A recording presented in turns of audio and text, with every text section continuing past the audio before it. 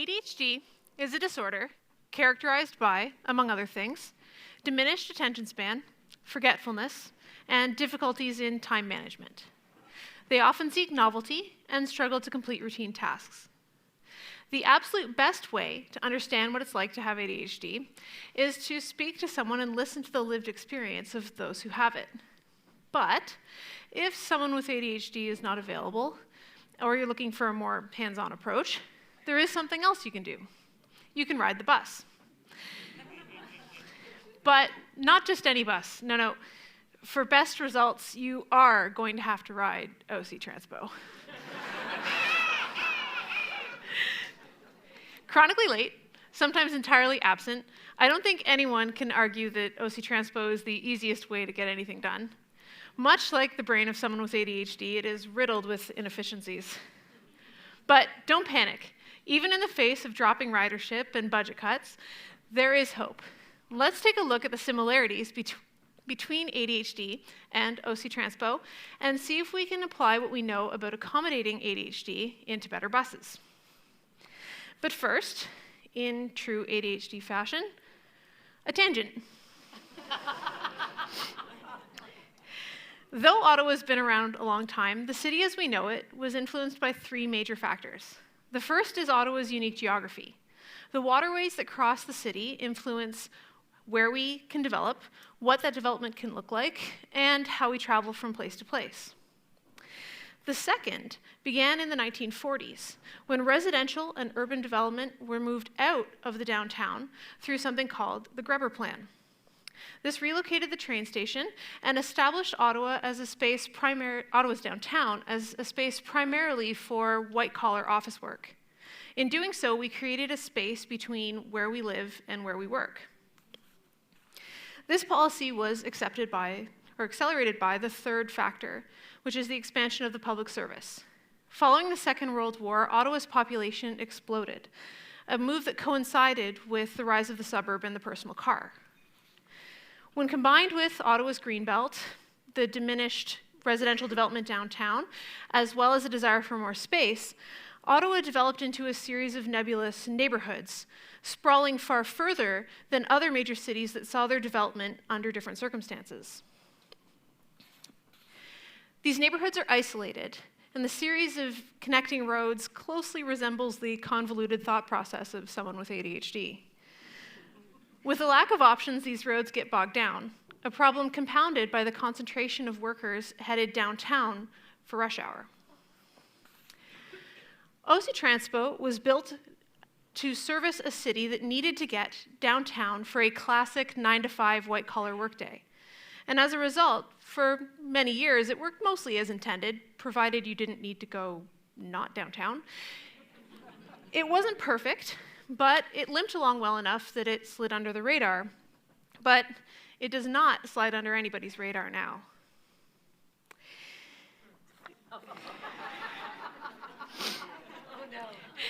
What we see now is a system that can no longer pretend to meet the city's needs. And it's tempting in this circumstance to ask, how do we fix it? But the question we should be asking first is why? Why isn't it working, and why should we bother to fix it? Much like OC Transpo, people with ADHD excel at specific tasks. They're excellent with pattern recognition and are often among the most innovative thinkers for their ability to see problems in different ways. However, when faced with mundane, routine, and repetitive tasks, the ADHD brain falls apart. People with ADHD are more likely to be unemployed, more likely to change jobs, and less likely to see promotions than their neurotypical peers.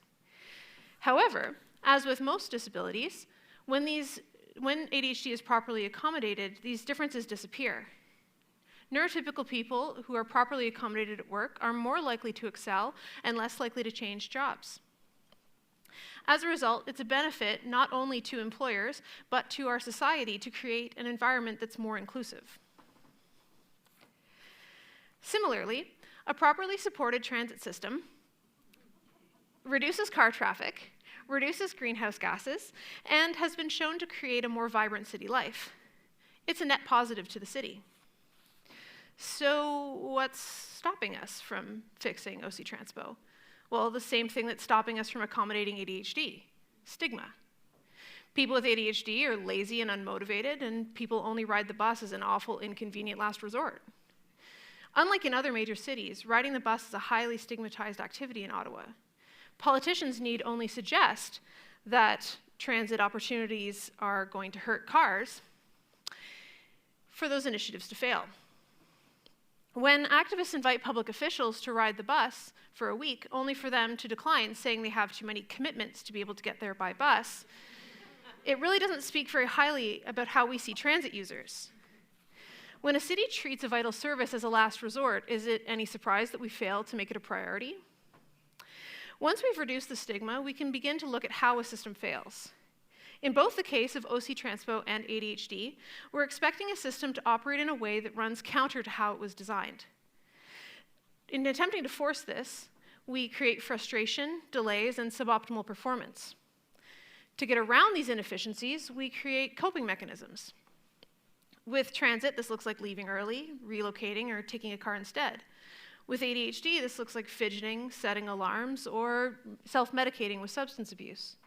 In both these cases, the coping mechanisms are a band-aid that fail to change the system overall. In some cases, they actually make it worse. Nobody wants more cars on the road.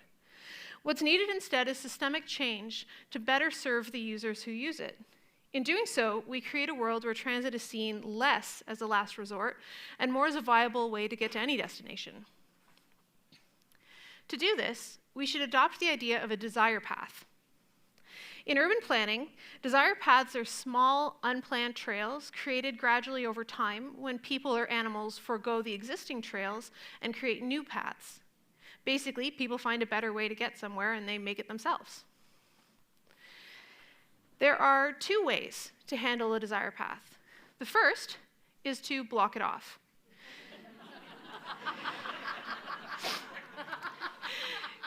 This creates barriers and incentivizes travel along the pre-established route. Now, this can work, but it also creates more damage in the long run. The second way to handle desire paths is to work with them. Create new paths that meet the needs of users and trust your users to tell you where they want to go and how they want to get there. This is the opportunity before us. For too long, transit users and disabled people were told where they were going and how they were going to get there. They were expected to fit into little boxes and fill the role society laid out for them. This approach doesn't work. It's the barricades in front of the desire paths. It creates more damage in the long run. What we need instead is to follow the desire paths and create new ways of operating. And you do that by talking. Just as how the best way to understand ADHD is to talk to somebody who has it, the best way to understand the needs of your transit users is to listen to where people in your city need to go and when. We no longer live in a city where everybody needs to get to a set destination at a set point in time. We've thankfully diversified our economy, and the way that we work has evolved since the 1960s. Therefore, expecting all of our transit to route through a central location not only creates inefficiencies, but it increases the risk of service disruptions. By communicating not just with transit users, but also with people who used to ride the bus and have since stopped, we can get a better idea of where the system fails and how we can fix it. Whatever the solution may be, we can find the desire paths of transit users, but we should not simply regard declining ridership as being caused by a single issue. Instead, we must view it as a multifaceted change in how the city operates. We should also not minimize the disruption caused by both ADHD and transit. By consulting with those impacted by the dysfunctional systems, we can bring about a true definition of the scope of the problem, but that can't happen without reducing the stigma. Reducing stigma allows us to see both transit and ADHD as an opportunity for growth, rather than a problem that needs to be dealt with. In addressing the opportunity involved, we can move past the coping mechanisms that we currently use to circumvent the system. Once we've done that, we can start to dig into the difference between where a system operates and where it can best meet the needs of its users. And we can bridge the gap. And what does that bridge look like? Well, for transit riders, maybe this looks like more travel between the suburbs that doesn't cross the greenbelt. Maybe it looks like increased rural service or putting more buses in industrial districts that allow workers that don't have cars to access the jobs that can't be done remotely. Perhaps this looks like rebuilding neighborhoods to undo the work of the Grubber Plan, or taking steps to make sure that users feel safer on transit. For people with ADHD, maybe this looks like increased flexibility at work, maneuverability around virtual appointments, reduced sensory stimuli, or a greater social acceptance around fidgeting or focusing on multiple things at once. More than anything, it has to be a priority. But it's important to remember that by prioritizing functional transit or accommodating ADHD, we don't take anything away from anybody else. Nobody will be forced to ride the bus. We know the benefits of functional transit extend far beyond those who use the system. Similarly, we know that accommodations put in place to support people with ADHD benefit neurotypical people as well. This is to say, for people with ADHD and large, complex transit systems, change is hard. Systemic change requires the bravery to hold a vision of our future and the follow-through to make it happen, something we've seen is challenging for people with ADHD. It's time to be bold in our choices for the future of our city. History has shown us that cities must grow and adapt alongside their citizens or face slow, painful declines into obscurity. But the cities that embrace their faults and challenge their future to be better than their past become the great cities of the world. We can be like the unsupported ADHD brain, full of potential but lacking the drive to make it happen, or we can adapt, accommodate, and repair and change the world. Thank you.